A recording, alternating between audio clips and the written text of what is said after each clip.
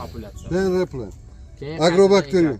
U ko'chirib Agrobacterium tuberculosis. dimlab quyosh bilan yoki can he change the fruit species, rootstock type? No. The only thing that can do apple or pear. So no nematode. Now they also infected by nematodes, but the effect is much lower. Daneli bog'ingizda, ya'ni shoftolida olmonokka o'tishingiz mumkin ekan. Nematoda bilan zararlangan tuprog'ingiz bo'lsa. Maxima 14 is also resistant. Ta'siri bor ekan, lekin siz buni sezishingiz xullas kamroq bo'ladi. Zarari. Olmonokda. So, the next question. Endi mana agrobacterium. Root cancer. Ildiz raki. Okay.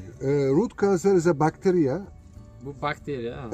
It can be found from Egypt line Misrdan boshlab to the Kiev line. Between these two, which line? Kiev, Ukraine. Kiev, okay. This below that there is no bacterium. North of that there is no bacterium. Ikkita qismida agrobakteriya uchramas. It can be found in any soil. Har qanday turdagi tuproqda topish mumkin ekan. So everywhere, it's everywhere. Hamma joyda bor agrobakteriya. Okay, but the problem here, Lekin muammo shundaki, agrobacterium can infect a tree agrobakterium daraxtga faqatgina just if the root is yaralangan, kesilgan, ochiq ildizi bo'lsa, ya'ni tanasini ochiq qismidan kira oladi, ildizini ochiq qismidan kira oladi. So if there is forces and also rashdagi 1 point here. Ko'chatni kesib ekadi ildizini.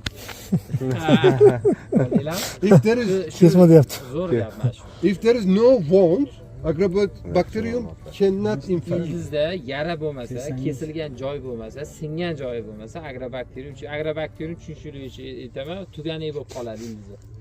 Daneli mevalar. Shish hosillar, shish. Qoladi, tugun bo'lib qoladi. Shu bilsanglar ko'chatni ildizini kesib ekadigan tavsiyalar ham bor. Mana shu agrobakteriyani o'zingiz qo'lingiz bilan olib kirib qo'yishingiz bo'ladi ko'chatga. Keyin chopib qilganda ursangiz daraxtdan Ketmon bilan. Ketmon bilan. Yaralar, istalgan yara orqali. Well, if you buy a Zo'r savol bor, aka, olib beraman. if you buy a Beirut plant which is taken off from the soil, Ochiq ildizli ko'chat oldingiz, tuproqdan Then- olingan. it means there are wounds over there already. Degani allaqachon ko'chatda yaralangan qismlari bor. Or you cut the same. When you cut the Kessiz ham same. o'sha yaxshi emas. Or as you told, if you plow the soil, Yoki yerni haydaganingizda, or if you plow, ketmon bilan take ishlaganingizda yoki all of them causes wound. hammasi o'sha daraxtni ildizini yaralanishiga olib keladigan har qanaqa ish yaxshi emas. So in the world, in most cases, in the most Dunyoda developed countries, bozorchilik rivojlangan mamlakatlarda they completely finish any soil manage problem under the soil. daraxt ildizlariga yaqin bo'lgan tuproqlarga ishlov berish to'xtatishgan. Even in the middle, they just cut the weeds or spray the herbicides. Ikkita demak yo'l bilan qator o'rtasidagi o'tlarni yo'q qilishar ekan, yo xuddi shunaqa mana chop ustini o'rib qo'yishadi yoki gerbitsid sepishadi. Ya'ni haydalmaydi. Bizada bilasizlar, haydov bor. It's completely wrong. Bu yaxshi emas haydash. Rashdagi bitta savol ketdi. Olmada M9 da ildiz kesish tavsiya qilinadi.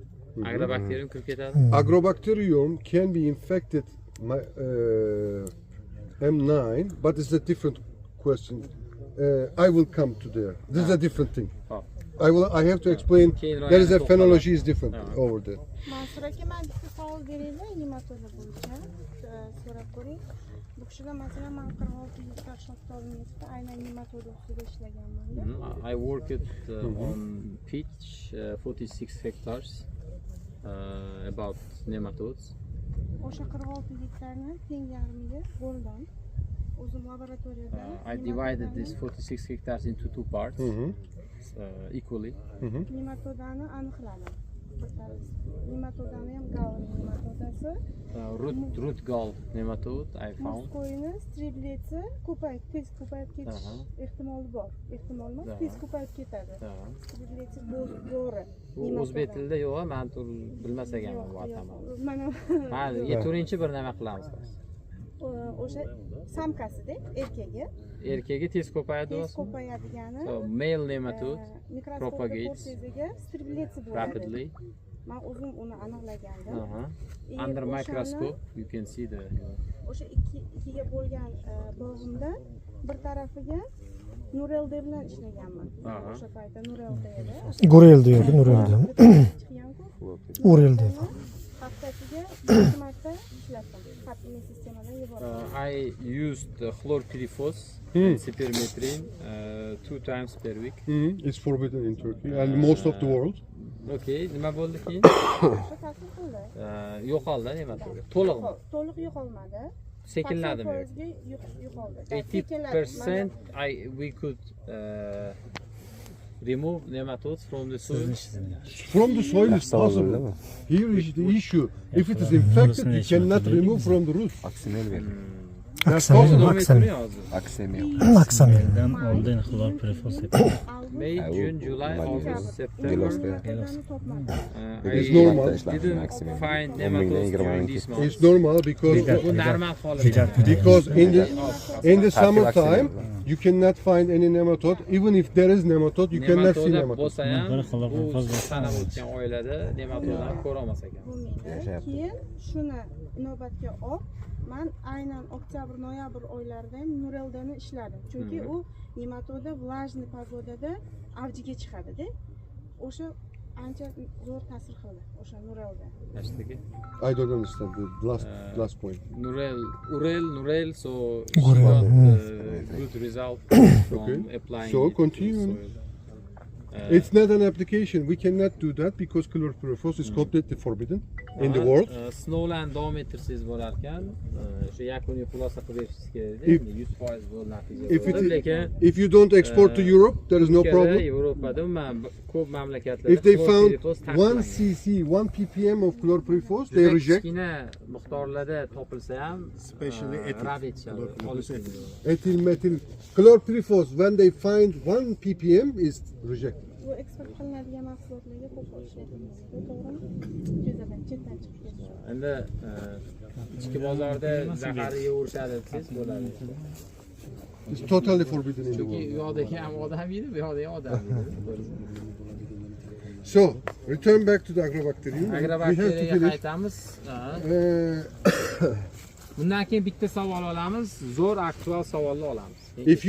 if you have a wound, then there is only one way to protect your roots from the agrobacterium infection. Only one way. One way.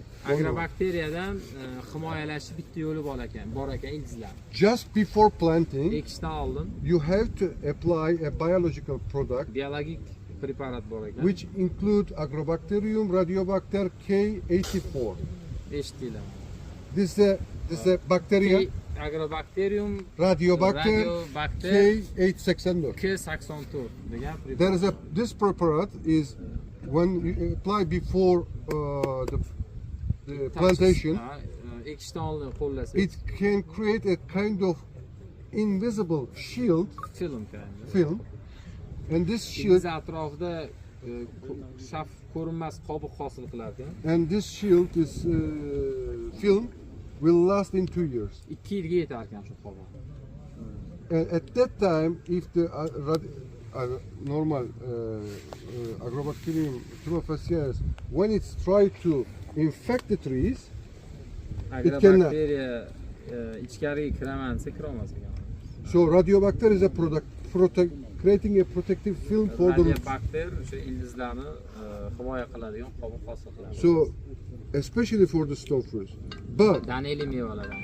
But for the especially M9, Ayniqsa endi M9da olmada root cutting is as a kind of wound.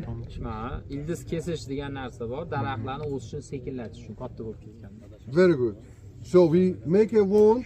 Is there not any risk to infect with the agrobacterium? This was the question. Yes. However, Agrobakteriya ildiz kesganda daraxtga olmaga ichiga kirib olishi mumkinmi deb savol berildi. Bor ekan bu xavfi kirishini, lekin but M9 especially has one trunk and only thin roots. no branches. No branch of roots you mean. Yes. M9da tanasi bor, poyasi va mayda ildizlari bo'ladi. Qalin ildizi bo'lmaydi. Agrobacterium never infect tiny roots. Agrobakterium mayda sochga o'xshagan ildizlarga tushmas. Always goes to the big roots. Doim katta ildizga Why? qaraydi. Because Agrobacterium leaves, the sugars comes from the leaves and goes to the roots. Shakarlar bargdan kelib turib, poyasi bo'ylab And Agrobacterium feed on it. Daraxti shakar bilan oziqlanadi agrobakterium. But in thin roots there is no sugar. Mayda ildizlarda shakar bo'lmas ekan. On the main roots you have the sugar. If you have a rootstock that has only tiny roots, yes, you have an infection, but it's no matter because plants will continue to survive because there is no problem, only tiny roots. Hop, bitta savol bormi?